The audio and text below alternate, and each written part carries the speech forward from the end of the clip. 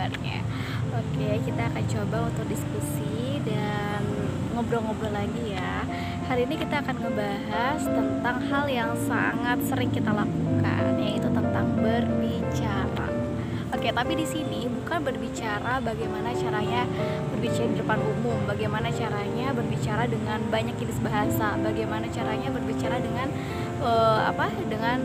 intonasi yang baik, bukan seperti itu. Tapi kita akan coba untuk mengupas hal-hal yang sangat mendasar, yaitu bagaimana caranya agar ucapan kita, berbicara kita ini bisa menjadi jalan kebaikan untuk diri kita dan juga untuk orang lain.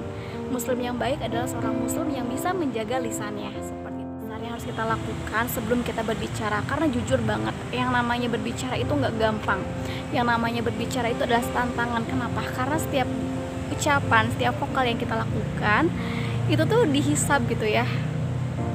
Dan wah, pokoknya harus hati-hati deh kalau kita mau berbicara.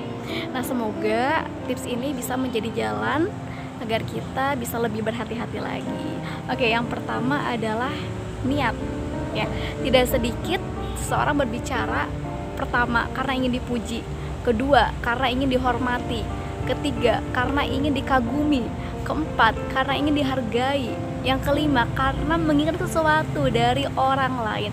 Dan ternyata jika niat kita ke arah kesana, maka kita harus segera hati-hati membersihkan diri kita, membersihkan hati kita, karena hal itu bisa saja menjadi celah syaitan masuk di dalamnya.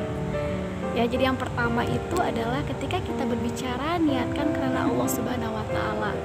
Bagaimana caranya agar Allah lebih ridho kepada kita? Bagaimana caranya dengan apa yang kita ucapkan ini cukup Allah. Ya.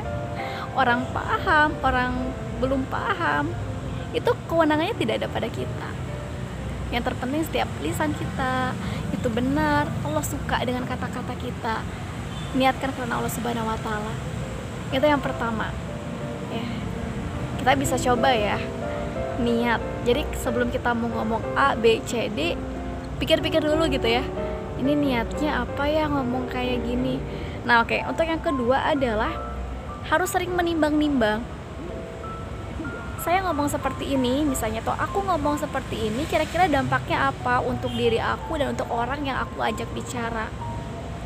Karena tidak sedikit dengan obrolan-obrolan itu menjadi jalan di mana ada peluang ria.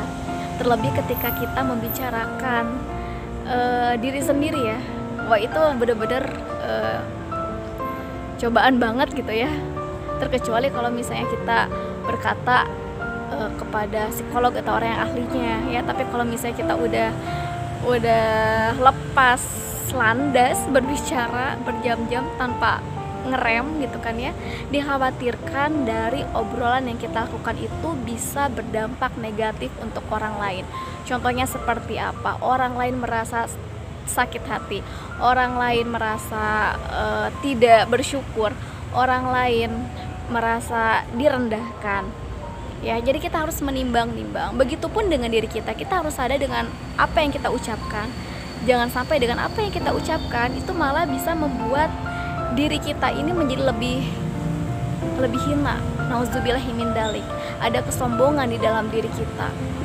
Ya, jadi orang yang baik itu adalah orang yang ketika dia berjuang untuk kebaikan, salah satunya dengan berbicara.